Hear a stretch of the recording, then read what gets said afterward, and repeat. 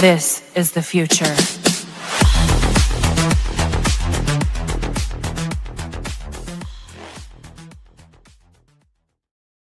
My name is Dale, and I want to welcome you to Observer of Anomalous Objects.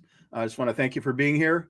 If you're new to the channel, let me just go ahead and suggest that you hit that subscribe button. Don't forget to hit the like and the share button as well. It really helped this channel out quite a bit. Well, we only have about an hour, so I'm going to kind of be a little abrupt. I'm going to be into it. Probably shorten my questions down a little bit. But today we have the one and only Matt Laslo. And so let me go ahead and give a quick snapshot of what Matt looks like. This is our guest today, and I'm so excited. Let me go ahead and add Matt to the stage. The one and only Matt Laslo. Let me go ahead and just read a quick bio about you, my man. On social media, there's a few clones of me, I hear. Aha. Well, this is just to make sure that everybody knows who you are. Matt Laslo is a Capitol Hill-based congressional journalist who's covered Congress and federal policy since 2006. He is most known for the UAP community for asking Congress questions regarding UAP transparency and government accountability. He founded the Laslo Congressional Bureau and runs Ask a Poll. His reporting appears in Wired and across NPR member stations.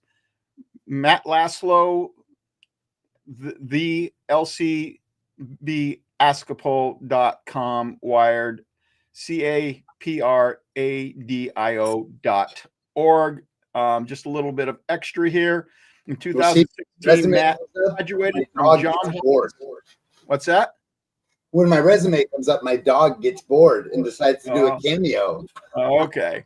Well, we need the dog, just for ratings' sake. Okay.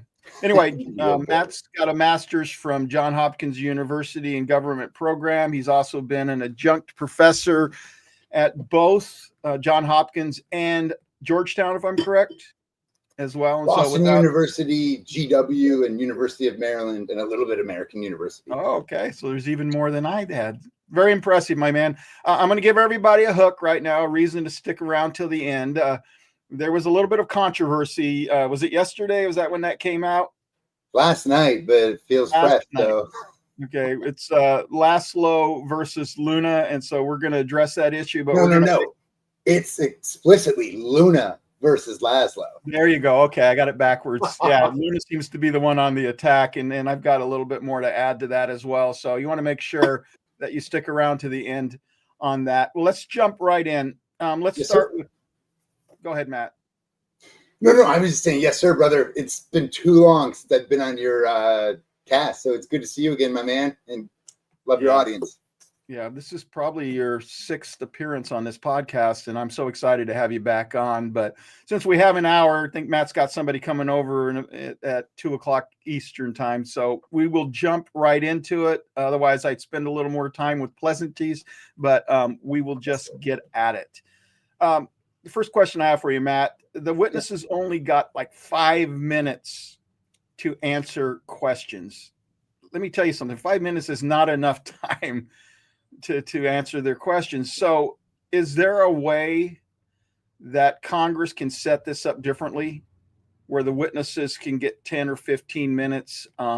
Because it's just not enough time to answer the questions. Can they consolidate where there's like 3 congressmen and they agree, they bring their questions together and consolidate them, and then that way the witness will get maybe 15 minutes to answer the questions? So 2 responses, yes and no. Like, because it's the House of Representatives and it's 435 people or elected officials who are closer to the people. So I call it the rowdy House of Representatives, as the founders intended. They wanted them closer to the people to be a little bit more like us. So a little more knee-jerk, all that. So capping them off at 5 minutes, I think that just has to be the case time-wise. What Chairwoman Luna actually did, which was kind of rare, she actually at the end of this hearing gave an extra 30 minutes to each side for extra questions and all that, which was kind of surprising. But I'm like, wait, that shouldn't be surprising. Like, that should be the minimum level of the norm. Like, hey, let lawmakers ask 2 rounds of questions, etc. But so the other part of my response would be like, where's the UAP caucus been? They've been around for about 2 years now, and that whole time they've been talking about having these remote hearings or field hearings, having for Chairwoman Luna, having a hearing in Florida, where a lot of these sightings and whatever have taken place, and where a lot of air bases are that have been in the UAP vortex, for lack of a better term. So, like, if a committee holds a field hearing, it's not the entire committee who's going to show up. It's probably just going to be 4 or 5 people. And so if you have an extended field hearing, that's just a natural spot to give everyone 15 minutes. Hey, speakers, you can go 30, 40 if they want that. And like, also the other thing is anyone testifying before Congress is able to submit anything they want in their written testimony. So you could give like a dissertation, you could give 2,000 words or whatever to the committee. If I were the witnesses, I wouldn't, because it's Congress and we have to treat them like kids who are distracted and spoon feed them. And so I think we saw that, like, throughout the hearing, you'll hear, oh, I want to submit this to the record, or hey, and so like the record of the hearing should be, and usually is, especially in this case with serious witnesses like this, like that record is going to actually be a lot thicker and longer than just the testimony and what we saw on C-SPAN or whatever. Okay. Well, I was thinking of someone like George. I realized the documents that he gave in from the Russian documents that he had gotten. I realized there's no way you could read all those, but I just thought, man, George Knapp had a lot more to say, and Luna cut him off, at a certain point. But she did. And that's the thing. Well, that's the thing. Like, Luna, for lack of a better term, is an ally with Knapp, or he's a good source. He's a trusted source for her. It's probably a better way to say it. So she wants his thoughts. She wants his thinking in the record, which is why he was a prominent witness. But even as chairwoman, she's just forced by the nature of the contemporary Congress to, cut off someone she wants to hear from. Okay. So who was the most compelling witness to you and why? So I'm definitely not the best person to talk about the hearing with, or I've listened to it twice, but I was deathly ill last week. And so throughout the hearing, pardon me, but I was just puking. And so I listened to as much as I could in between not getting shut eye and running to relieve myself throughout the hearing. So then actually I just steam cleaned my floor because of some of that fun flu stuff. Puking is so gross. But so I re-listened to the hearing Saturday night. Like, for me as a congressional reporter, the most interesting thing is that this was the first time we had a sitting service member. So like just the fact that someone's in uniform. Wiggins. I'm like, and so now we can watch and see, like, hey, is there reprisal against him?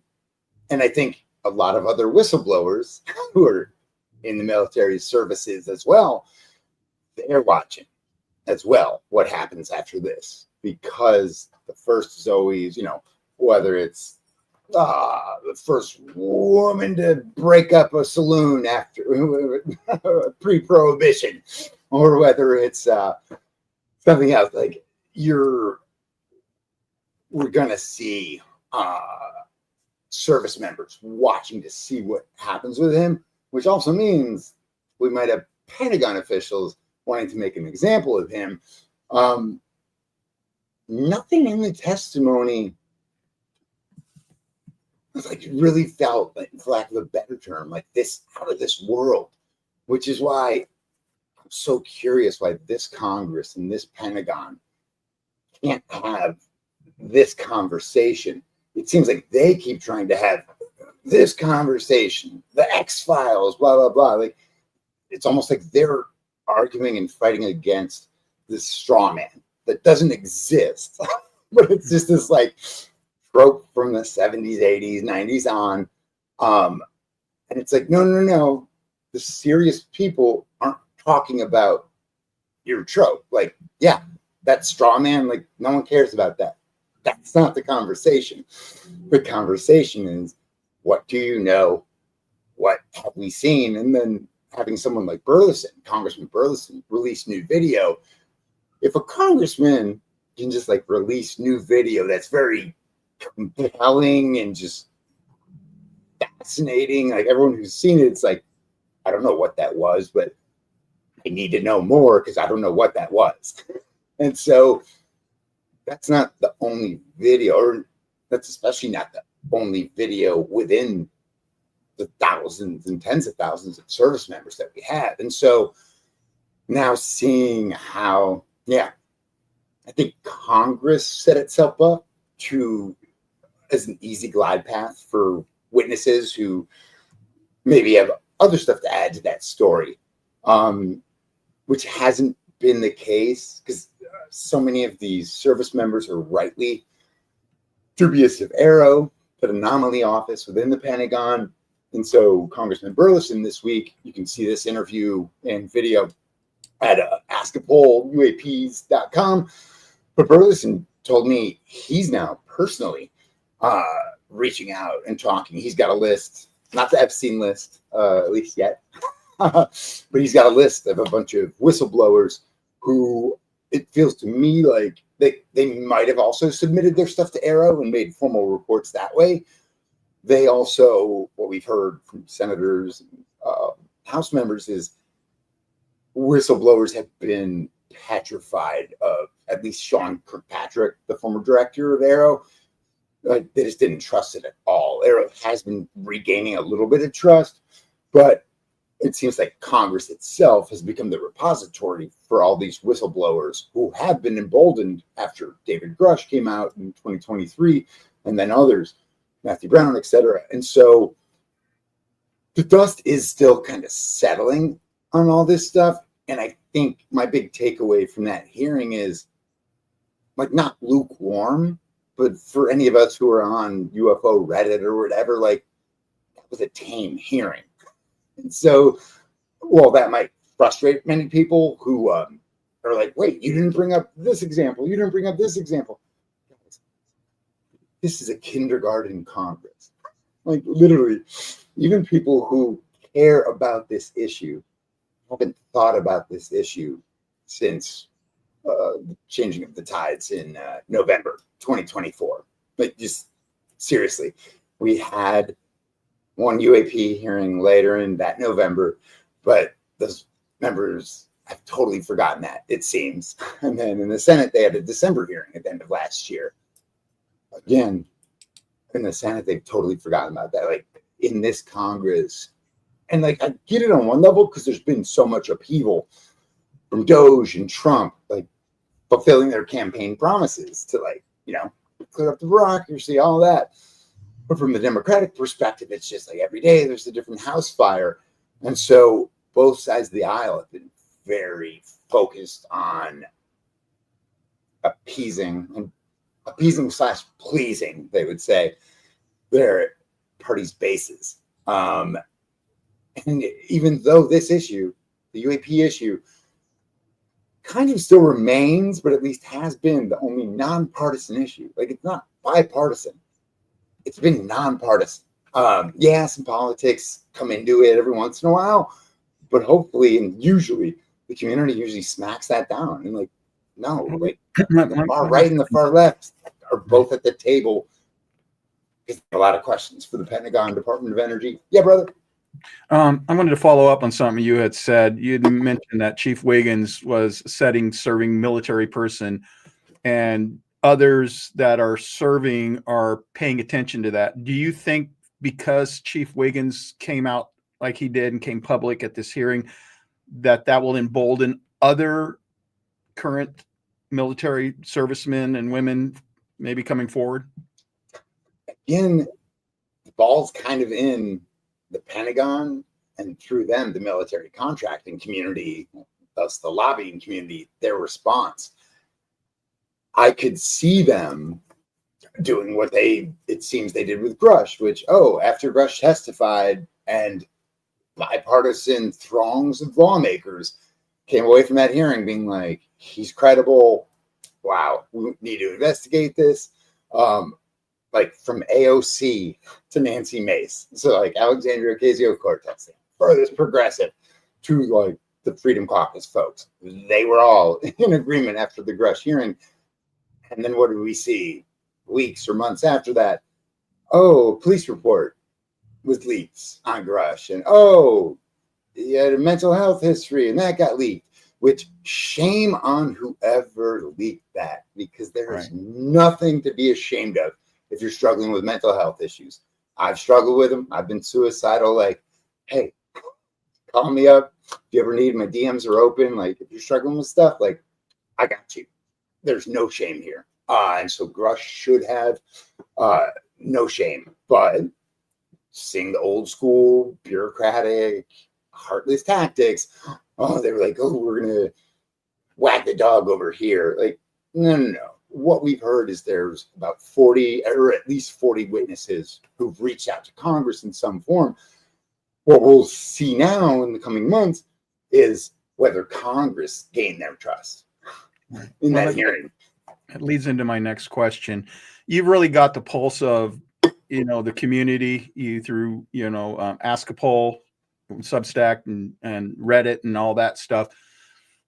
What do you think needs to take place to satisfy the people that you're talking to? Because obviously we already have seen all this stuff, at least most of it, maybe not the exact videos, but having been in the community for a while, we've seen enough videos, we've heard enough testimonies. And so what is it that needs to come forward in Congress to really change the narrative here? Well, it's like one thing we saw this week, and like us at Ask a Poll UAPs, we made, Burchett, Congressman Tim Burchett, co-chair of the UAP caucus, he's currently going viral because of a video we took of him explaining to us that he's got this sneaking suspicion that because we keep, according to him, this is basically what he told us, and you can go to askapollUAPs.com. It's our Substack, but also our website, and like you can hear Burchett for yourself, and please do. There's video and audio of it, but he explains how, because he's seen so many of these sightings over water, he's got a sneaking suspicion that some extraterrestrial beings might have been living in America or the world's oceans for years, decades now, blah, blah, blah. Well, so once he tells that to me, what we saw at Ask a Poll this week would probably unsettle people in this space, but y'all gotta remember, like, I'm a cynical old school journalist with my First Amendment tatted on my arm. That's my quill that wrote the First Amendment. And I have nothing I expect to hear from these investigations. I have nothing I want out of it. I, as a reporter and professor, I want Congress to face their constituents. And I want Congress to face up to, hey, Langley Air Force Base was shut down for 17 days in 2023 because of drone swarms, as they say. Well, they can't identify what those drones were, where they came from, blah, blah, blah. So those are actually called UAPs or UFOs if you're really old school. And so, like, just seeing Congress trying to hide from constituents who are demanding answers when these incursions, like to get to Langley Air Force Base, you got to pass through the suburbs. A lot of American civilians had these objects that the Pentagon still, to this day, can't identify, flying over and hovering over their homes. And so, like, this Congress especially, like, they're almost, I don't know what happened, but there's been a change since the last Congress. And again, giving them the shadow of the doubt. That might be because of this flurry we're seeing from the Trump White House, which again, carrying through on many campaign promises and all of that, but just upending Washington as we knew it. So that's where even Democrats who were really at the table on this issue, someone like Congressman Robert Garcia, who's now the chair or ranking member, top Democrat on the entire House Oversight Committee. If you notice, he wasn't at the UAP hearing. We have a new exclusive with him that we're going to drop, explaining why. Like, hey, he's like, I still care about the issue. That's because he hears you all. Like, he wants to appease you, or at least to like make this community think like, hey, I'm still engaged. He's not been engaged. No. He's been fully prepared for the 2026 election, and the party knows it. So what did they do? They gave him the gavel, or the potential gavel. They made him ranking member, the top Republican, the top Democrat on the Oversight Committee. Like, that is because they see him as a political animal who's going to be good for the party. Like, that doesn't necessarily negate that he'll be good for his constituents, good for the country, but no, he was picked as a rabid partisan. And that's why we have, that's just the normal Congress. But so what we saw this week was Burchett just go viral. So I've gained at Ask a Poll UAPs on X. I think we've gained like 500 or so followers this week. Those are mostly skeptics, like utter skeptics who, watching them reply, because one of our video posts this week, last time I looked earlier, it was at 1.4 million views in the past 2-3 days. So, wow. Yeah. So that's going up. But that's just one video. I didn't have time to watermark it. So there's actually like 5 or 6 or maybe 15 competing different versions of that. My interview with Burchett that are all going viral in their own way. But a lot of those people are skeptics and they're mocking Burchett, blah, blah, blah. So I'm taking that time to engage them. And, I'll tell you though, Matt. Yeah. This is what people love about you. I didn't mean to cut you off, but I saw it when you were on Coast to Coast. I mean, you're a straight shooter. Some guy had gotten on Coast to Coast when you were there, and you were with the George Knapp, and it's like most people would be terrified, not Matt Laslo. The guy starts going off on some kind of tangent, about the drones and some kind of, I won't even bring up what it was, but it was just conspiracy theory. And you're like, I don't deal with conspiracy theory. And I thought, that's what people respect about you. And when we're going to talk about Luna, I want to make sure everybody knows that Luna's comment, but I think that's the rub. And we'll hit it in a little bit. I don't want to address it now, but just, I think they are so used to getting softball questions and treated with soft, kid gloves, that they don't know what to do when someone actually challenges them. Not even. And the sad thing about this issue, like, they're used to no questions. And like, that's the big difference between the 118th Congress and this current 119th Congress. Like, the difference is the last Congress was curious. They had questions because they were listening to their constituents. Now in the 119th Congress, constituents, they're almost more worried. We're seeing more concern from them. Now, the only thing that's happening is, the issue is now part of like the Washington establishment. So that means lawmakers are just thumbing their noses at all of you and us. And we're not doing like their most basic jobs. And so like, and I get frustrated, or I despise both parties. Like, what do you do? Like, the normal way a journalist like makes it in Washington is to like climb the ladder and move from Congress to the White House. No. I have read the Constitution. I am a congressional reporter. I cover where the power is. And even though Congress has ceded over the decades, both parties have ceded so much of their power to the White House, I'm here to remind lawmakers every day that they have given up their constituents' power.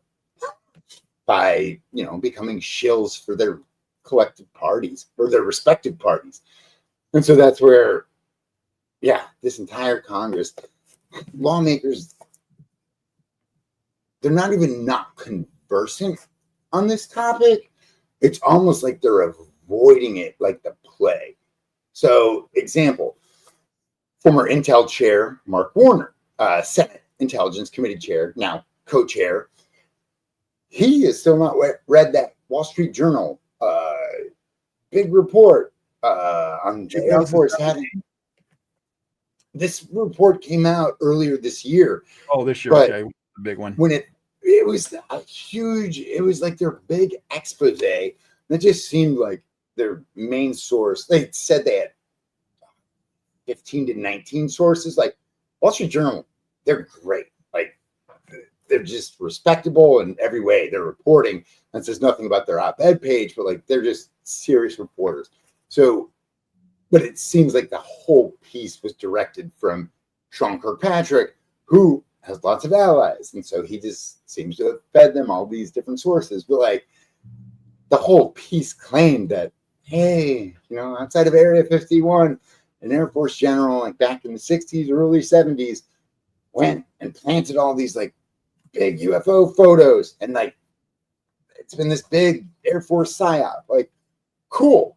If that's accurate, and there's never been a UFO or any object that ever perplexed anyone in the federal government, if that's the case, why are our federal officials not having a simple hearing with the heads of the Pentagon, head of the Air Force, maybe one of the old folks who like actually was there if this happened?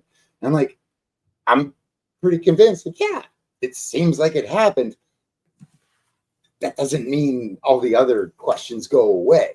Like, yes, I expect the federal government to be combating whatever they see as a threat, whether intellectual or other, on every single level, and on levels we haven't even thought of yet, with technology that we don't even know exists. And so, like, the fact that Warner, I've now texted this piece to his staff 3 times, and like haven't posted the article or my exclusive interview with him yet from this week. What did I learn this week? He still hasn't read that piece. And so, like, you had the Wall Street Journal, a respected publication, do an A1 feature, deep dive, where they say they talked to like some 20 people in the federal government saying the whole UFO thing has been a fake since the 70s. Well, so after having David Grush testify publicly 2 years ago in front of the Oversight Committee, doesn't Congress owe the American people a big public apology if putting David Grush in front of them was complete and utter BS? Like, if this new reporting and what Air Force and Sean Kirkpatrick are claiming is that, hey, we've all, like, X-Files shouldn't even exist. Like, that was born out of this myth from the 70s. Hey, guys, there's nothing there. Never has been. Why aren't you guys having that public hearing and just burying this so we can all get on with our lives? Oh, I think you all, someone like Warner, is avoiding reading that piece because they don't want to have to wrestle with the questions that they've neglected. Right. Like, literally, once a year, I guess, Warner and Tim Kaine, the other Virginia senator, meet with the Pentagon. They have for the past 2 years, and like really shook them and been like, hey, we want answers on why Langley Air Force Base was shut down for 17 days. They still don't have answers. And so I don't care if you're calling those drones flying over Langley, where our Raptor fleet, an entire Raptor fleet is housed and was rendered basically useless for that entire period. They still can't get an answer, and they're like not very concerned about that. Like, guys, ignorance is bliss. Is that what you're saying? Other thing I wanted to bring up, because you brought up Kirkpatrick, like I said, we're about a half an hour in already. What do you think about Luna saying that Kirkpatrick is a documented liar? I mean, that's pretty strong. I mean, I don't think that's strong enough. I think he's a manipulator. That's why you're the great Matt Laslo, right there. But I'm like, he either didn't do his job, and like, folks forget this, which I try to just always remind them. Like, when Rubio, now Secretary of State, when he first got to Congress a decade or so ago, one of the first people he saw was me, because I used to cover him for WLRN, Miami's NPR station. And so, like, Rubio knows me, and so he'll sometimes tell me things that he won't tell other reporters.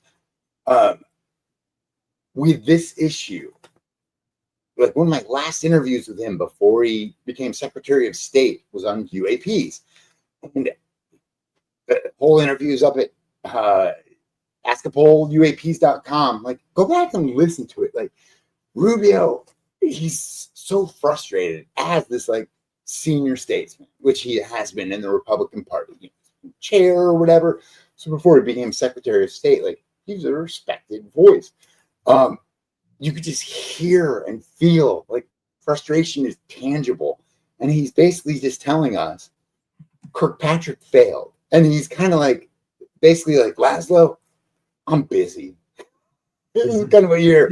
But what he's saying is, we created, the U.S. Senate basically created AARO a few years back because the Senate was outsourcing. Like, it just feels like lawmakers were hearing so many questions and getting so many videos about these unknown flying objects that they were like, hey, we're not gonna like really take this issue on, but we do think it's a serious issue, so we're gonna create this new agency within the Pentagon that's gonna be focused on this. And so like they wanted to like wash their hands of it, and so Rubio was just kind of like, oh, look, you're asking me something like, that's why we had Kirkpatrick. Like, he was supposed to be the one answering these questions. And like, so Sean Kirkpatrick utterly failed at his most basic duty, at least according to the Congress that created AARO and thus his position. Now, there might be an entire another level that we're not aware of, that it's classified or whatever. Kirkpatrick, like, we don't know, for one, how much AARO knows, how much the top brass at the Pentagon is allowing to even get down to AARO. But Kirkpatrick, the role he took while there, which according to members of both parties in Capitol Hill, his role was meaningless and like literally set their office back because all these members are like, we've got the whistleblowers calling us. We set up AARO so they would have a space to go, but they don't trust Kirkpatrick. And so he's now like trying to salvage his career, but like, no, guys, members of Congress from both parties see Sean Kirkpatrick as an utter and complete failure. And if anything, they see him now as going out and spreading falsehoods to cover up the fact that he failed at his most basic job, because those whistleblowers keep coming to Congress. I don't like, shame on Congress for outsourcing their job. But okay, so what do you think about Kozlowski, the new director? Do you think things? A lot of people are optimistic. George Knapp seemed to be a little more optimistic. So what are your thoughts on him, real quick? He, on one level, it's like a new day. I've never met him. I haven't really. Yeah, I don't know him, but he seems different from Kirkpatrick in like, at the very minimum, that he'll entertain, because Kirkpatrick under his AARO, he put out these reports and they'd be like, look, these 500 objects, like, boom, we know what they are. Oh, doing their end zone dance. Guys, thanks for doing your basic job and figuring out what those 500 objects were. We don't care about those. The conversation is on the 5 or 50, or more likely 250 or possibly 500 objects that you guys cannot identify, and you're wagging the dog and trying to get us not to focus on. So like, literally, if AARO comes back and they're like, hey guys, we know what 99% of the objects are. Cool. and awesome because, wow, you did your most basic job, which you haven't been doing for decades now. Like, guys, America was invaded by a balloon. We spend about $1 trillion a year on our military, and we had our airspace invaded by a balloon that our Pentagon then was too timid. We let that balloon then traverse across the entire United States, and we shot it down in the water off South Carolina. And then in the days after that, Air Force got not trigger happy. They were like, hey guys, if it's a new day up here in the atmosphere, I see an object over here. Can I fire at it? I see an object over here. Can I fire at it? And for 3 days or 4 days, Pentagon was like, yep, fire away. So like the reason the Air Force stopped shooting down objects over Michigan, Alaska, and other spots, the reason they stopped shooting them down is not because they went away. They stopped shooting them down because the American public, and thus Congress, was freaked the F out. Because they should be. If America does not have control of our airspace, like, then why are we spending $1 trillion a year-ish on this military-industrial complex? And so, like, what we've seen since Grush in his testimony in 2023 is distractions. And, like, I'm like, come on. Negate David Grush. His claims are out there. They've been out there for 2 years. Why hasn't he been negated? In fact, last time he testified, members of both parties came out saying, yeah, he's incredible, and we just have more and more questions.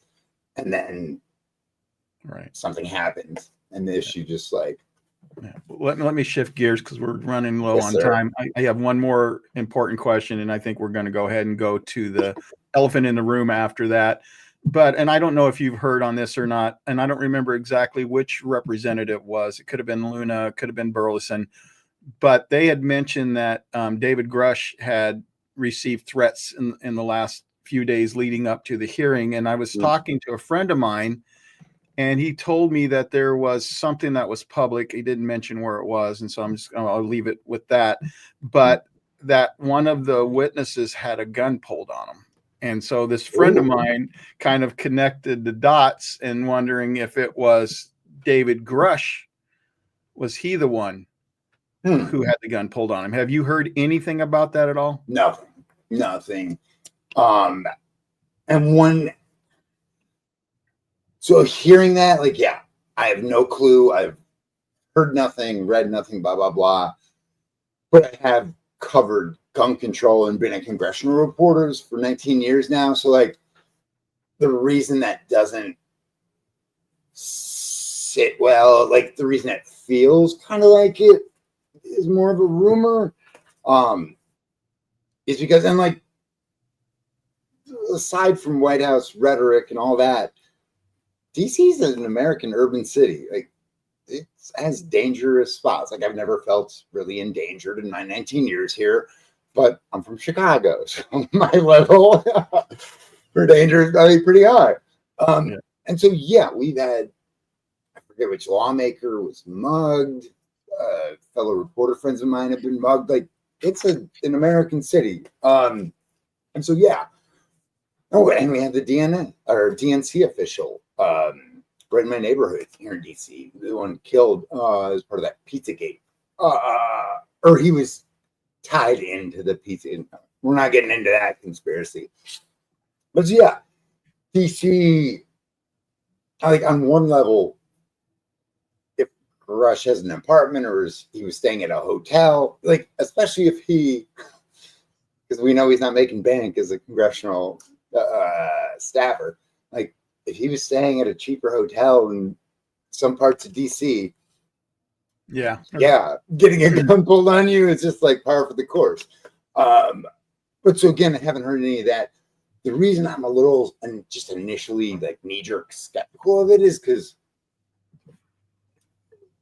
it's hard to keep stuff like that totally bottled up. And like, if that happened, that person would probably file a police report.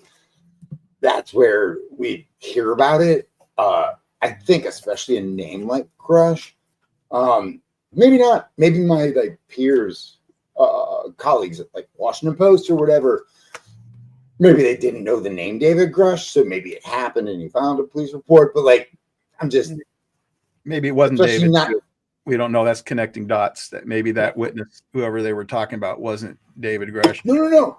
But because there's so much secrecy on this issue, I don't like everyone.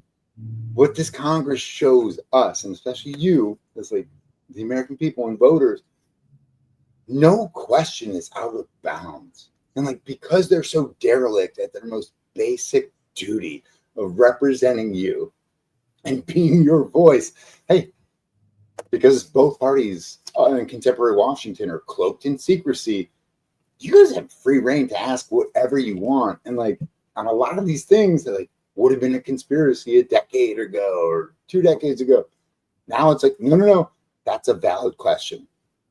All right, let's go to the elephant in the room. I'm going to go ahead and read Luna's statement to you. She said, respect is a two-way street. You should think about how you treat people. Try being more professional. Temper tantrums won't get you info. Had you not talked poorly of me, maybe I would have talked to you. From now on, I'll be sharing info directly with public. No need to tell press for scoops. And that, I mean, there's problems with that on many levels. But why don't you go ahead? No, there's not. Why? No, there's not. Like when I hear that, that's just like calm waves going over the sand. That is the sound of contemporary Washington. And yeah, even though lawmakers like rush to vote at 10 a.m. so they can end their work week at 11 a.m., which usually they try to end their work week 11 a.m. on Thursdays. But here they just ended their work week, sent the Senate a bill to maybe like it would fund the government, keep it going after like into October. And then like the entire House of Representatives is checked out. They have given themselves a recess for the entire next week. Like, what did they do to deserve that extra vacation? Right. Is it because, they've just been like wrestling on social media and making up digital memes like this? Like, so what was she upset about, Matt? What was it that triggered her? And I've got another one I'm going to bring up that wasn't related to you, but we got to understand, you always want to put things in context. And so what was she talking about? What had you done that upset her? That is the question. And I do not know the answer because as the chairwoman of the task force on the declassification of secrets, as she told me, and go watch the video, the entire audio interviews up at askapoluaps.com, Substack, but you can just go straight to the website, askapoluaps.com. So after chairing a hearing on UAP transparency last week, what did the chairwoman tell me yesterday? She told me that the UAP caucus, which they had a couple skiff briefings one day back to back. That was what the UAP week became, 2 skiff briefings, one at the FBI headquarters, one in Capitol Hill. Not very well attended, but like they canceled one other public hearing.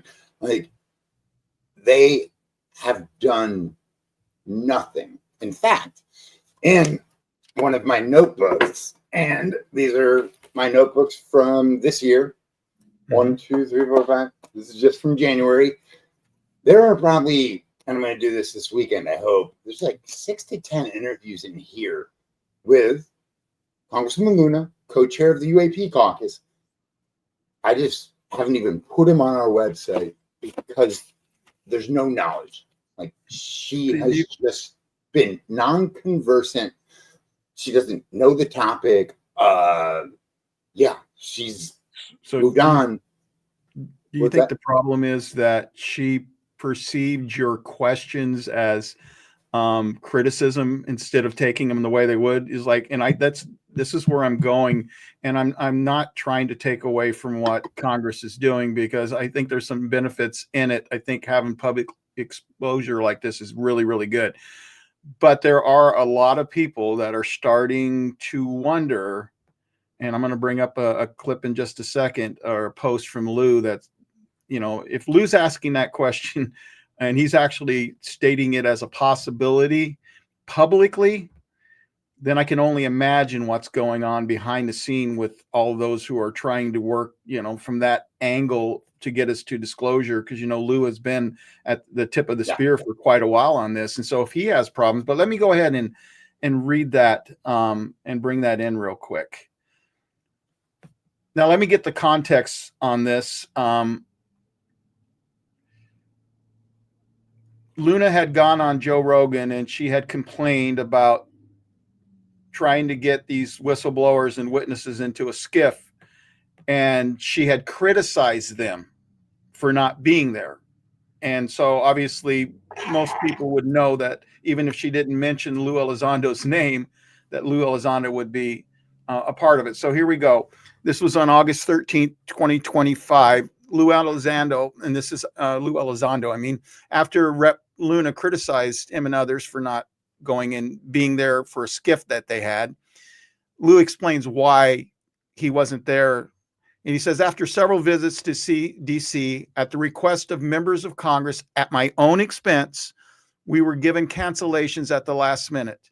After coming back home again, I made it clear that the last time I had a pre-existing commitment, I was given 3 days notice and no guarantees while having committed to speaking in Oregon and publicly available. Luna knows the truth, and we have the emails to prove it. I will chalk this up to her not being informed. Excuse me, my screen just went black. By her staff and an innocent mistake. So I'm going to read that part again to make sure that everybody gets it. I will chalk this up to her not being informed. This is really weird. By her staff and an innocent mistake, I hope. Otherwise, let this be a lesson to future whistleblowers who want congressional protections. This is all about media attention and less about truth. I hope this is not the case.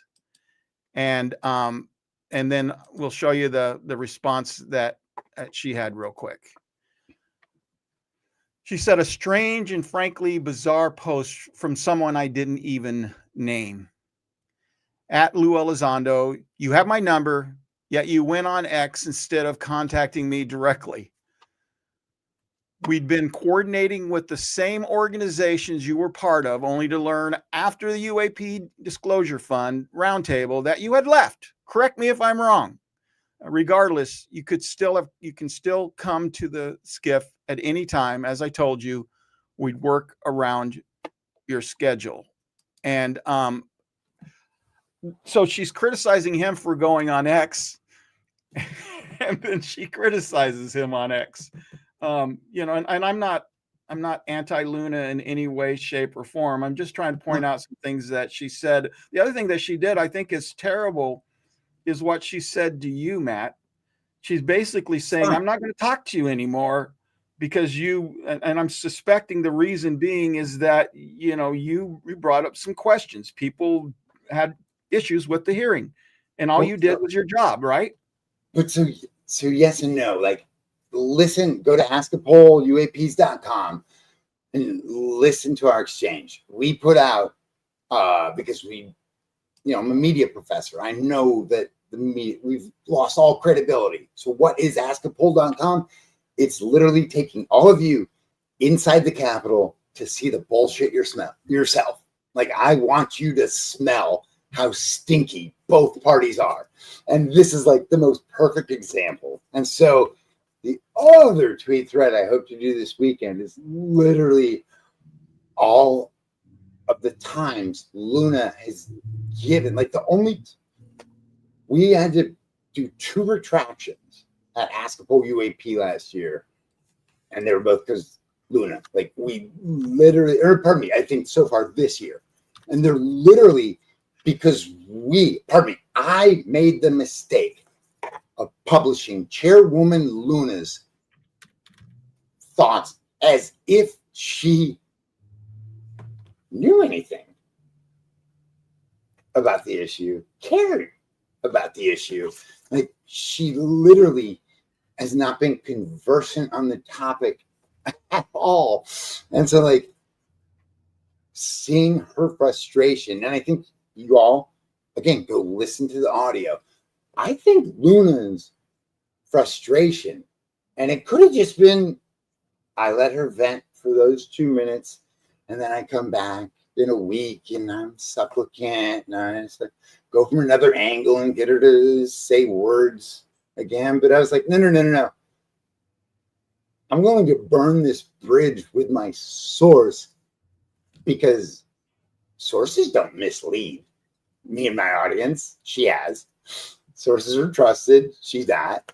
And so, like, and also, I gave her my phone number in DMs. She started DMing me a couple of weeks ago. I may remove something from past UAP posts, maybe it was end of July, ahead of August recess. Started DMing me. I dropped everything, as Chairwoman Luna knows.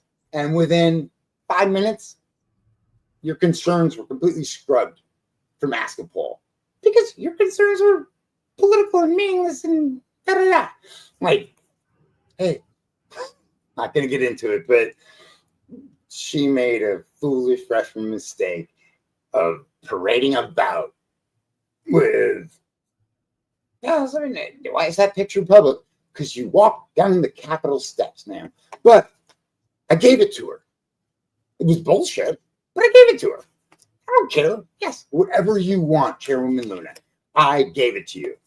Also, in that DM thread, I gave you my phone number. Last night, I DM'd you, Chairwoman Luna. I apologized on behalf of the ad hominem attacks coming from some people who follow me or follow you. This is nothing personal. I'm so sorry, Chairwoman, that you took it personally. Like, I'm sorry. A good question, Matt. This is Washington, D.C. I'm a master's level professor. I have trained Trump press secretaries, who I saw last night on Fox, in the same room that I've trained the political directors of huge progressive organizations. First day of class, you know what I do? Walk in there, slam the door shut, and I say, your fucking politics stays out there. We're here to talk history and reality. And then boom, we get past the bipartisan BS, or pardon me, the hyper-partisan BS. And so, like, yeah, I get where Luna's coming from this internet era where she tweets a good game, doesn't feel any need, because she's not a swamp creature. She feels no need to back it up.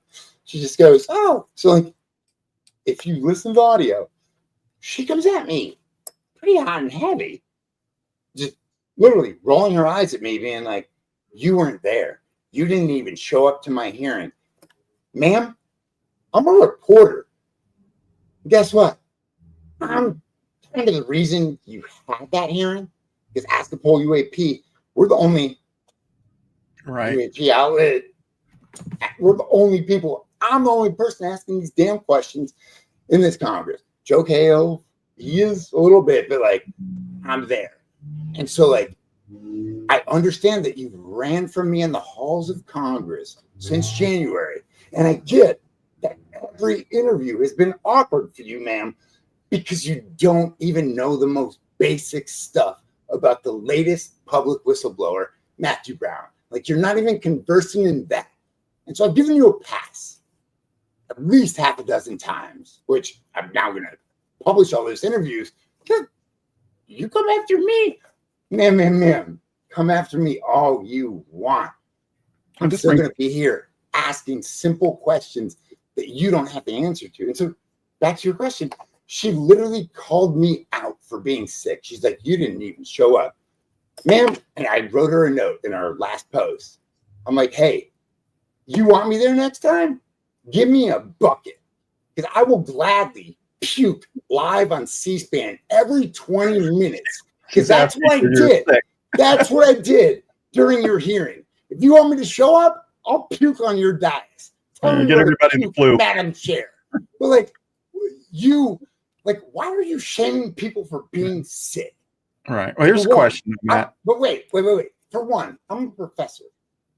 I have a rule for my students, and they're master's students, so some of them are older than me, some younger. My rule is if you're 100% attendance policy, you be there or you get knocked. Boom, done. That's rule number one. Rule number two is if you have the sniffles, you are not allowed in my classroom. Right. Exactly. We have jobs, and you're not going to get us sick. Right. So the fact that Luna now has used this flu BS to shame witnesses, then to shame the only UAP publication in Washington, ma'am, it's okay to be sick, and literally, whatever your complaint is, that I wasn't there. Guess what? You know what I do during UAP hearings? I stand in the hallway. You wouldn't have even known if I was there. I listen to it on C-SPAN, and then I wait for you lawmakers to leave, and I ask you serious questions. Because your questions in your 5 minutes are all BS. Luna, you have told me that you can't talk about bodies that you and Matt Gaetz saw. You told me that 2 years ago. You have the chairwoman, and you haven't had a hearing on the bodies you saw? Ma'am, you're a liar. Because guess what? You're either a liar or you're just neutered yourself. You've made yourself impotent as a federal lawmaker, as a chairwoman. Because either you saw bodies with Matt Gaetz at a Florida Air Force base, where's the hearing you promised us last year? You said you were going to do a field hearing. Now you're the actual chair, and crickets. Is that because you've been rendered powerless by Speaker Johnson and Chair Comer? Whatever world you live in, Luna, God bless you. Again, I trained your staffers. Left and right. And so this Congress, there's no UAP caucus. What do we see party leaders do? After the last Congress, we had amazing historic gains on this topic. There were 3 public hearings, numerous skip briefings on this issue. Then Luna becomes chairwoman of a secret task force with a mandate to go after American secrets. And they had to cancel a public hearing? She can't get witnesses in a skip? Man, I think that's all on you. Because literally, my DMs are full of people saying they're willing to testify, but that they don't trust you. And I tell them the same. You're just led by Chair Comer and Speaker Johnson. And attack me all you want, man. I think this is the issue that you're bringing up, and there are people on both sides on this. I'll be clear on that. There are a lot of people that support Luna. Hey, just so you know, again, I sent her a personal DM last night apologizing for the vitriol on people doing ad hominem attacks. And I told her, I respect you, ma'am. You know how much respect she has for me and for our thousands of subscribers at Ask a Poll? Yeah, that's a good point. She's got no respect for you. She doesn't have the respect to respond. She doesn't have the respect to actually reach out to whistleblowers. She doesn't have she looks down on all of us. And she literally just likes the tweets. She was pissed at me for not being at her hearing because, she wanted my subscribers at askapoll.com. She wanted them to have the fast track. Hey, Luna's finally doing something. No, ma'am. I see you dancing. I saw you dancing on the television. I'm a reporter. I'm here for news. You dance all you want on the television, I'm going to keep coming to you with questions. And I apologize if members of your committee trust me more than they trust you and your new gag rule. You say you're not gonna, oh, the committee's been leaking too much information. Like, man, isn't like you're the chair of the secrets task force? Like, your goal, like your mandate is to answer questions for the American public and to like shine light. And you literally say, oh, there's one news outlet, whole UAPs, that keeps asking me about this topic. So we're going to cut them off as a source. Ma'am, you do you. You do your Washington fucking dirty swamp BS. Like, cool. What she doesn't realize, Matt, doing me. She's not cutting you off. She's cutting us off, is what she's doing. And I don't understand why she has these little temper tantrums. She called you of doing it. And I don't use temper tantrum. Maybe that's too strong of a word, but why she has this thin skin where she feels like she's got to retaliate. And the thing that really bothers me in this is that she didn't take the time to find out why you weren't at the hearing. The rest of us did. You know, the rest of us were very concerned because we noticed you weren't there, but we went the extra yards. We sent you messages. And then you were so sick, you could only put one word out, and it was flu. And everybody knew, you know, and we knew there had to be a good reason. So that's the disappointing part about Luna. But I still think we're stronger together. I think it's good to call things the way it is. But I'll say this. You brought up a good point. I think this is the frustration with the community. Is it's nice to have these hearings. It's nice to get exposure. And I still think there's great value in that. There's great value in these witnesses coming out, giving their testimonies, but they have no subpoena power. They have no way to do anything. And they're dependent on Comer, I believe it is, to give the subpoenas. Is that correct? So, yes. And you're right. Technically, the secret task force is underneath the oversight committee. But don't forget, the oversight committee, like every other committee in the House, is ultimately controlled by Speaker Johnson.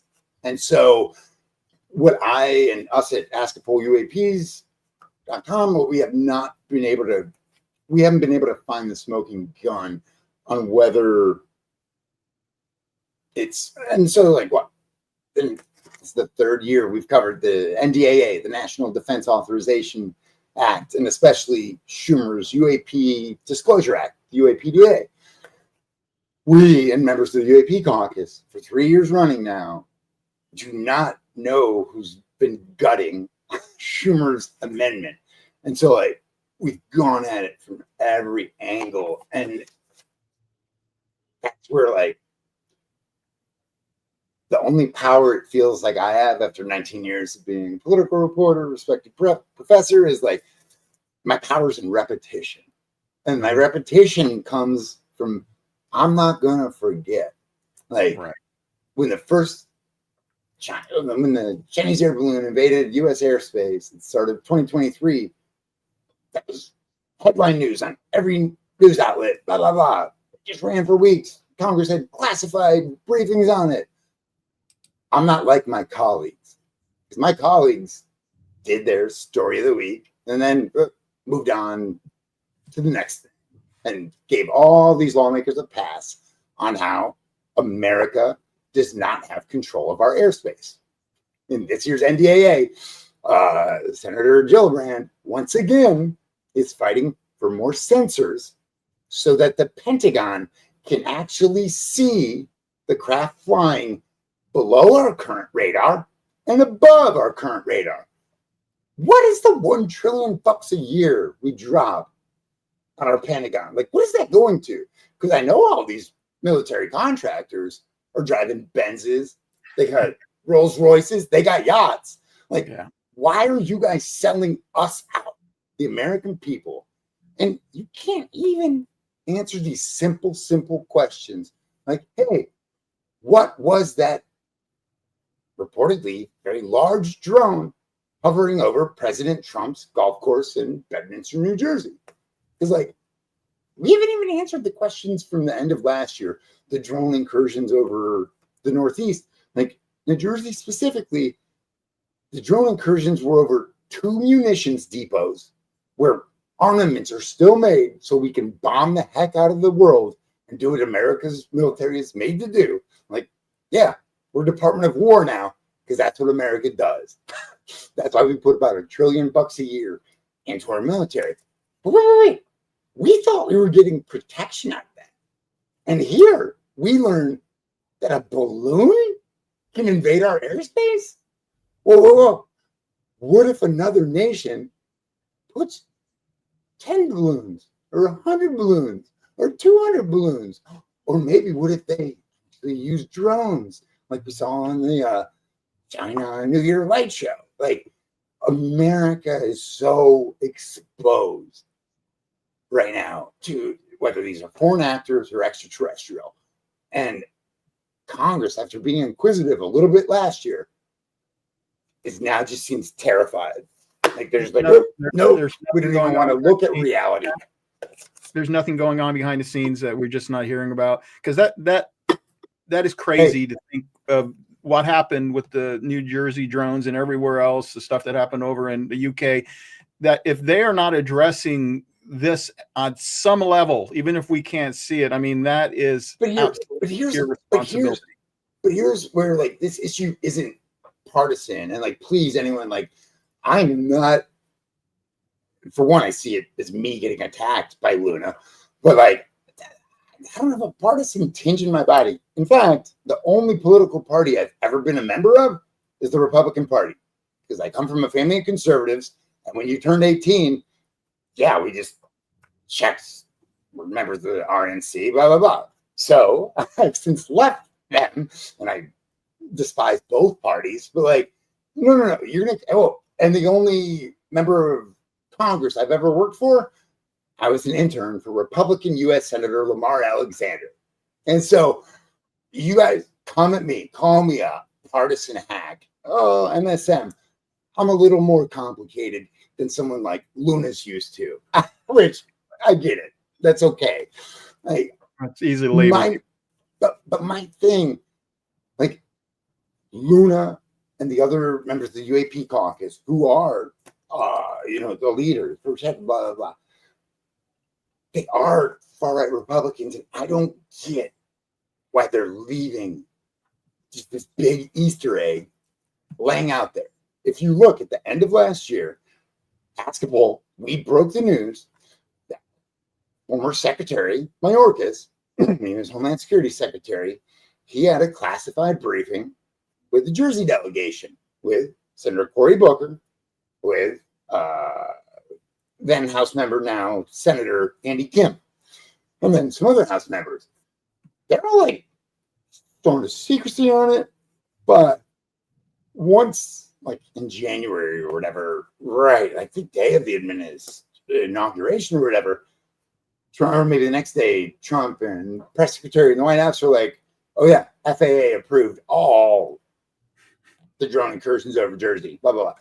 Well, hey, guys, you people from the Freedom Caucus wing of the GOP, you guys had numerous bills from numerous members under Biden to impeach Mayorkas.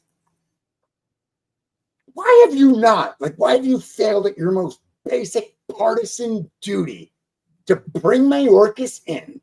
Because we have, on record, 2 U.S. senators saying what Mayorkas and the Homeland Security Department briefed them on at the end of, December 2024 is utterly different. So it's actually just like a different universe than what Trump and his White House have peddled that, FAA approved it. Like, no. That is just 2 different universes. Why don't you guys take the easy dunk and just dunk on Mayorkas? Have a hearing and say, no, we have facts. Trump was right. FAA approved this. Mayorkas is terrible. Put him in jail. You guys haven't done that because I don't think you have even thought about the topic since then. But literally, you're failing your own political party by your lazy haphazard or like dismissal of this issue. Like, what did party leaders give Luna this year? they bypassed the more senior Burchett, who, even though he's derided by many on the left, blah, blah, blah, Burchett's respected on Capitol Hill. You'll see him hug Jesse Jackson Jr., former Reverend Jesse Jackson's son. Like, he's just respected. And he's been more up to date throughout this entire Congress on these issues than Luna. He hasn't been talkative. And I'm pretty sure it feels to me like his feelings were just he was very wounded after party leaders bypassed him. He gets into it a little bit, I think, in our last interview with him at Ask a Couple UAPs, but it's just a source topic and sort of subject. So I think what he did, and that you kind of saw in this hearing, he stepped up a little bit. Like, the old Burchett got his groove back a little bit, but he's just been like waiting in the wings, kind of doing what you're supposed to do in Washington, which is like, hey, she's got the gavel. I'm going to let her lead. Well, guess what? Now, the UAP caucus, like, they're in shambles. Like, well, I think if you got Burchett, to be honest, he'd be like, yeah, Luna drove us into a ditch. And, like, Luna, her only power, and so, like, she's been empowered to not just, and so, like, what? Think about this. In the last Congress, what do we hear? That party leaders put up roadblocks, like what? The day before Grush, or the night before Grush testified, Ask a Couple UAPs, we broke the news that, neither Luna nor Burchett, the co-chairs of the UAP caucus, neither of them were going to chair the hearing. They were bringing in this Wisconsinite, Glenn Grothman, like, came out of nowhere. And, like, both Luna and Burchett were, like, personally hurt, because what did that show? The party leaders don't trust you on the topic that you're supposedly an expert on. Like, they either, like, don't trust you, or they maybe think you're dangerous, blah, blah, blah. That's last Congress. What do we see in this Congress? Well, Burchett's totally bypassed. Then the only power that this new secrets task force has comes from the very party leaders who you all blamed for killing the investigation in the last Congress. What changed? I haven't heard. And actually asking these party leaders if they've changed on the subject. Look at my exclusive with Speaker Johnson a couple of weeks ago. He's like, I just don't even know what you're talking about. Like, this ain't really on his radar, which is a failure of the UAP caucus. Oh, but that's a conversation for another day. But, like, so Luna, instead of having the UAP caucus focus on just one issue, they're like, we're going to put you in charge of every conspiracy ever known to man. You're now in charge of uncovering JFK, RFK, MLK assassinations, Epstein files, the roots for 9/11. Literally, at their opening hearing, our opening press conference, this is what Chair Comer, he's like, yeah, there's going to be a lot of fireworks. Like, it's going to be exciting. Wait. Do you think Republican Party leaders have now, like, had their eyes open and, like, really think these issues are pressing? Namely, the UAP topic, which has been buried in that committee. Like, no. It didn't change. Like, what did we see change? Luna got a gavel, and she got a shiny object. And she's like, I'm on TV. I'm JFK. Like, Tulsi Gabbard's going to give me new documents. Nothing serious. So, like, the way we know that the secret task force is just the laughing stock of Capitol Hill, look at my exclusives with U.S. senators, Republican U.S. senators. When I explain secret task force, which Senator Rounds, member of Senate Intelligence Committee and Armed Services Committee, and the co-author of the UAP Disclosure Act with Schumer, when I tell them about the Secrets Task Force and their mandate, every conspiracy under the sun, and UAPs, Rounds just laugh. You can hear it. And then I'm like, yeah, but, like, don't you, like, not want to, like, and he goes, no. This is great. keep them busy. Keep them busy. That's how a senator react to just hearing about the little box that Republican Party leaders in the House have put you in. Yeah. Luna's happy in that little box. She's like, oh, I'm putting a new roof on it, blah, blah, blah. Like, I don't want to say dollhouse because I don't want to accuse being sexist or whatever. Like, fuck, I'm proud uncle of 5 nieces. I want to see women empowered. Girl, you have the gavel. Don't eat the bullshit party leaders are feeding you. And literally, you guys came in. You promised your voters unparalleled transparency. I'm not even asking for unparalleled transparency. I'm literally just asking, like, maybe can you read or be briefed on one UAP article a month? Just one. Because right now, the supposed co-chair of the Congressional UAP caucus has not been conversant with me on anything that this community has cared about the entire year. She didn't know Matthew Brown. And now, like, what? So what is Luna? After their 2-year-long investigation, what did the Secret Task Force find out this year? That 1.2 miles down the road from them, the FBI has had its UFO unit.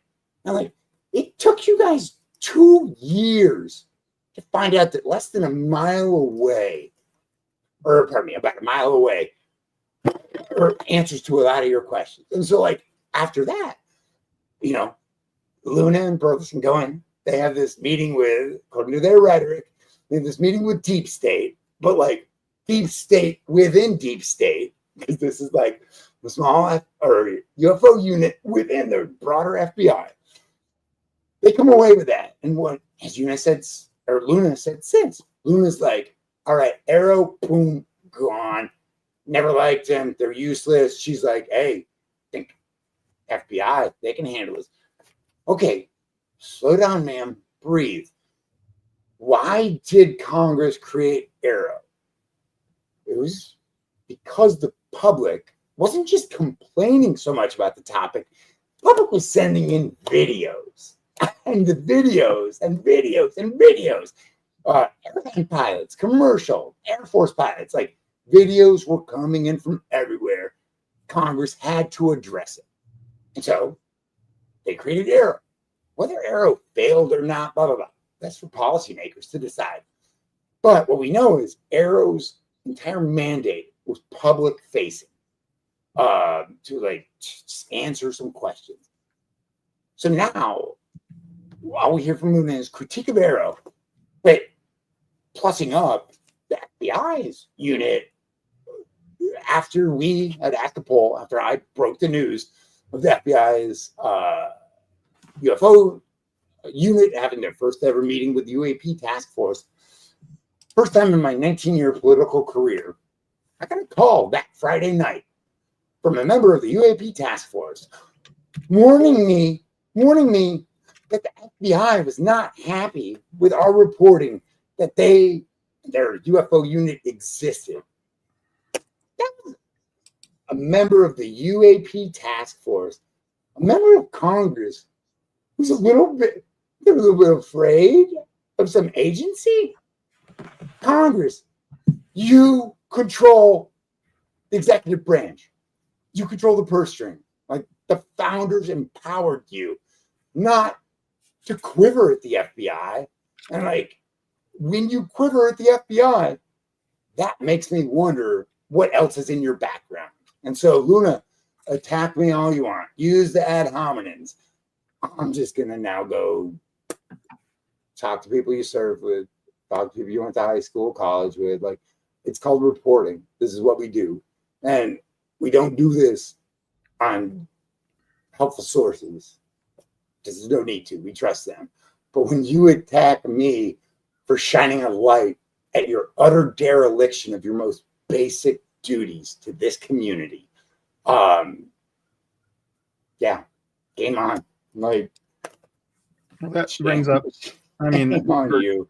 Yeah, well, that's one thing I didn't bring up earlier. Shame on the contemporary Congress. They're kids, congressional kids who, like, literally, everyone,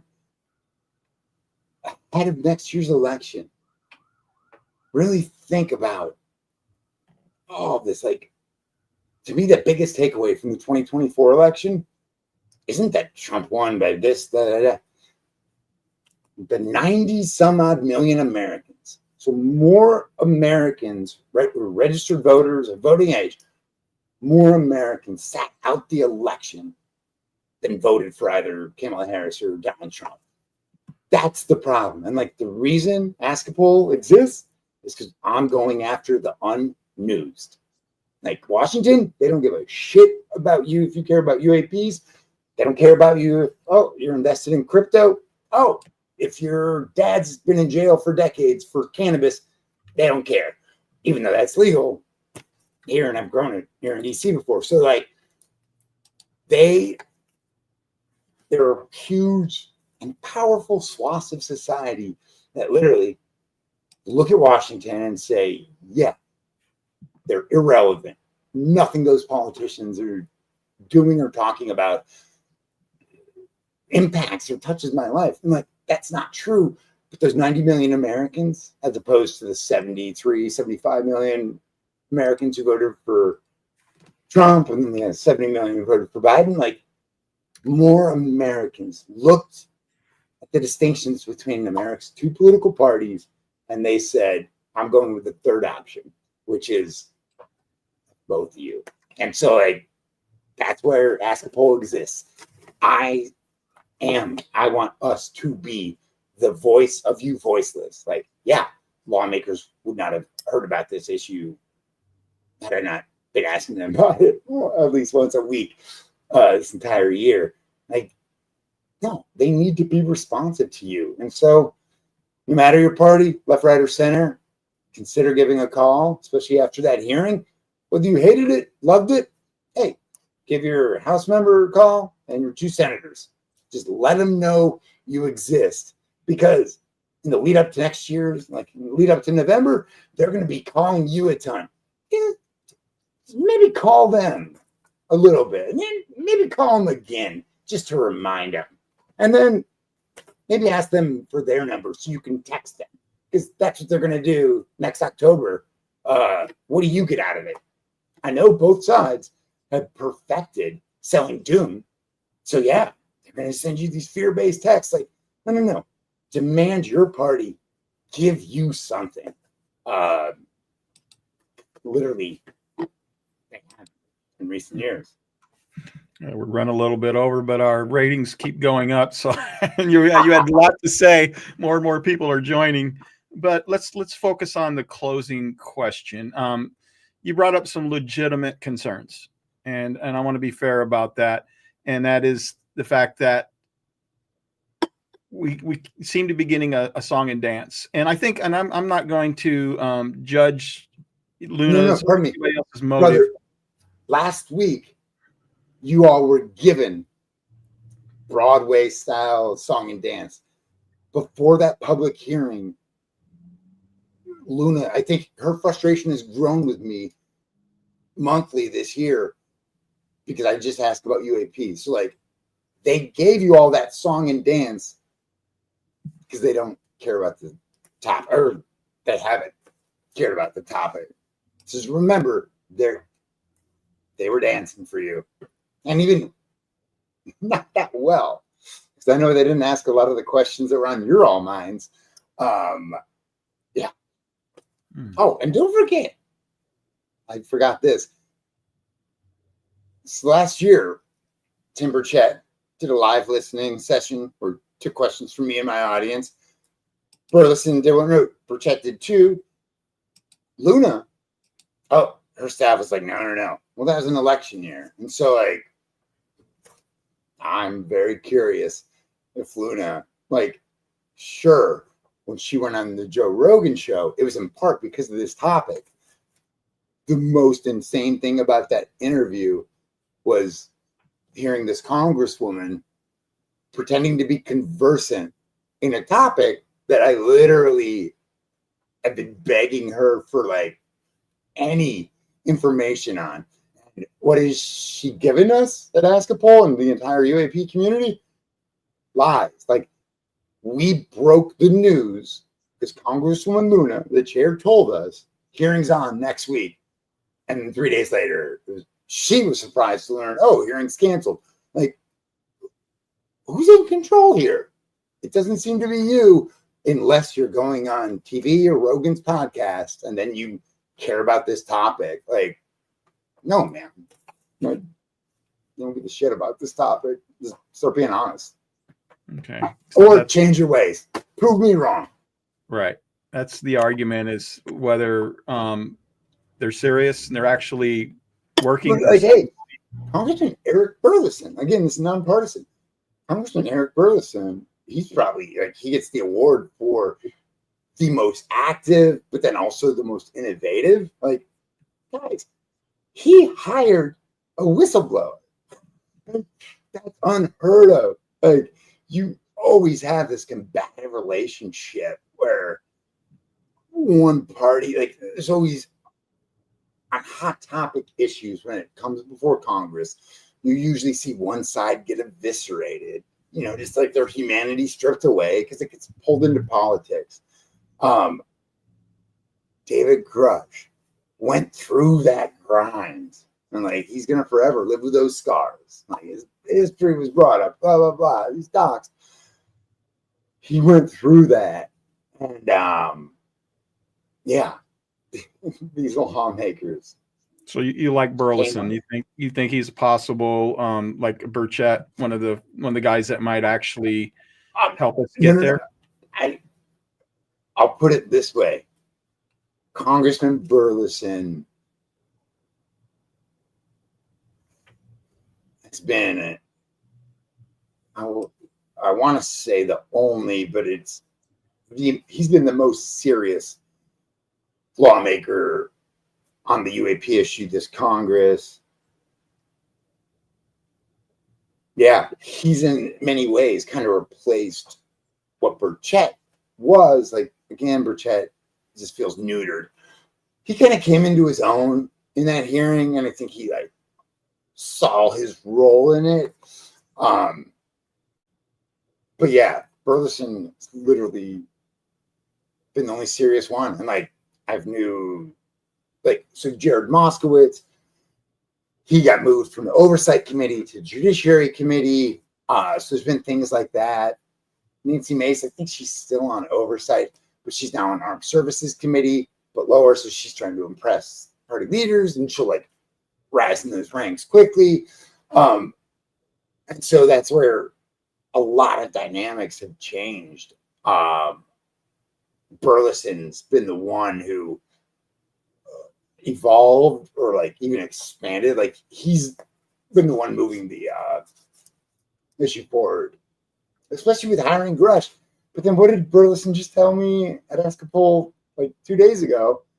That Chair Comer and oversight staffers went through, because they're like doing these actuarials. They're, instead of just writing letters, UAP Caucus is going to do like these formal actuarials. In my 19 years covering Congress, I've never heard that being a thing. Talking to senior people on the intelligence committees, they're like, I don't know how that's going to be different than just them writing letters. But whatever, it's new, it's novel, it's different. We'll see if it works. But like, yeah. If I truly explained this Congress, I think a lot of you would just like unsubscribe forever from Escapole. But like, I'm kind of begging you all in our audience to like, don't totally give up on Congress. They are responsive to you. And I think the only reason Congressman Luna is still going to take my questions is because of my audience. Like, there's power in your guys' voices. Don't give up that hope. Well, we appreciate you, Matt, because you ask the questions that we give you, and you don't hold anything back. You didn't hold anything back today. You kind of opened the veil from your perspective on what's going on there. So this may be out of your lane, but where do we go from here? If the battle seems to be uphill. And I want to argue this. I think that these hearings are important. I think we benefit from them. We may not get disclosure. And so my question for you, and this may be a little out of your lane, but please try to answer it. How do you think we're going to get disclosure? Is it going to be through Congress? Is it going to be through private efforts? Or is it going to be from them, in your opinion? By NHI, by them is what I mean NHI when I say them. Well, like, to me, one of the bigger takeaways from the hearing was like, oh, there now seems to be consensus with lawmakers that military contractors are able to hide secrets for the Pentagon. And I'm like, wait. Again, I'm a government professor. I'm like, guys, let's have a week worth of hearings on this, just because it raises fascinating constitutional questions. And what I'm curious of, because each committee on the Hill is a little different, the different hearings are different, whether they like take people's oaths or not. But I'm like, wait, if you're testifying in front of Congress, like, you just can't lie to Congress. Like, does the formal oath matter? And like, yeah, it does on some level. But I'm anyway, so like, there's all these theatrics in Washington. I lost my train of thought. Like, pardon me, brother. It was just about, we were talking about basically how is disclosure going to come. Well, no. And so what I wrote down here, this is why I write it. So besides the contractors, there's seeming to be this bipartisan consensus that like, oh, military is hiding this in contractors. So I'm like, why not just pass an easy bill saying like, hey, contract, like, if you take federal money, you're under the same rules as the federal government. That seems like an easy solution to me. I'm not a lawyer or legislator, so I know the jot and tittle will be a lot different. But so like, again, like when Luna ran away from me yesterday, I was like, oh, I'm not gonna give any more leaks, blah, blah, blah. I'm not gonna give any more like actual transparency on this topic. I'm like, because I'm a political communications professor. Again, I've trained one of President Trump's press secretaries. If you watch Fox, you probably saw it on your TV screen this week a couple times. And I'm literally like, Luna, that was like the biggest fumble ever. Why not? When someone actually asks you about that hearing, why not say, oh, what we learned from that is service members shouldn't be afraid to talk to Congress. If that's the takeaway. If our guy is like not feeling safe after that, then maybe you should lead with that. But I don't think you've even thought about him since then, man. And like, the other big takeaway from that hearing is like, hey, there was bipartisan consensus in the middle of a Congress where lawmakers, after the tragic death of Charlie Kirk, after the tragic assassination of Charlie Kirk, you had lawmakers come together about protecting whistleblowers, as other lawmakers are talking about, hey, maybe we're ripe for a civil war. Like, hey, maybe it's time to divide America. No. Like, that defeatism is disgusting. And especially when this Congress, who's empowered by us, the American people, when we give you a topic where there's broad bipartisan consensus, and you just disregard that spot where America like is together and united, and you like squander that so that what? You can start a fight with the person on the other side of the aisle so that you can get some likes and raise some bank. I'm here to oppose you. I'm here to oppose the political and the media industrial complex. Like, you guys have wrecked our nation. And the fact that there are beautiful bipartisan areas where Americans are united. The fact that you all squander them so that you can raise bank and that you can wag the dog over here. Like, maybe free idea, Congressman Luna. Have a closed door hearing with no cameras, because that might focus your attention. Maybe sit down and talk to your colleagues on the other side of the aisle, because literally what I heard throughout that hearing, even members who don't even care about the UFO topic, they were there because of whistleblower protections. And so, like, there's a huge bipartisan area of agreement to protect federal workers who literally say that I think there's abuses or that Congress is actually being lied to. And like, that's not your takeaway. Your takeaway is to chastise me for being sick and then say, oh, we're not going to leak and talk about the work we're not doing. Congressman Luna, I know why you're not going to talk about the UAP issue, because you don't know shit about it. And that's a shame. I think you just nailed the issue with the hearing. I think most people have is that was about, like you nailed it, whistleblower protection. And, you know, I didn't see anything coming out of the hearing that was going to help whistleblowers feel more protected. Now, we have to be honest. There are, you know, Steve Bassett brought this up. There are things you can't protect whistleblowers from. You know, there are these accidents, these so-called accidents that happen. So you can only protect them within a certain range, but they're not doing that. And that's what this hearing was supposed to address. And my assumption is that's part of why she's coming after you, because you brought up the issue that this hearing was all about whistleblower protection. And I didn't feel like, you know, and I know I'm not alone on this. I didn't feel like the whistleblowers felt any more protected after the hearing than before. And this is where I'm always like,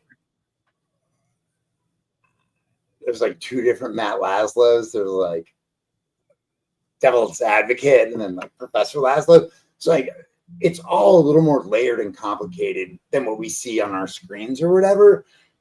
Because finding out that Burleson has a list that he's personally contacting of whistleblowers, and listen to the interview we did with him. It's at askapol.com this week. He there's some interesting nuance that I just marked to like, oh, follow up with him on that.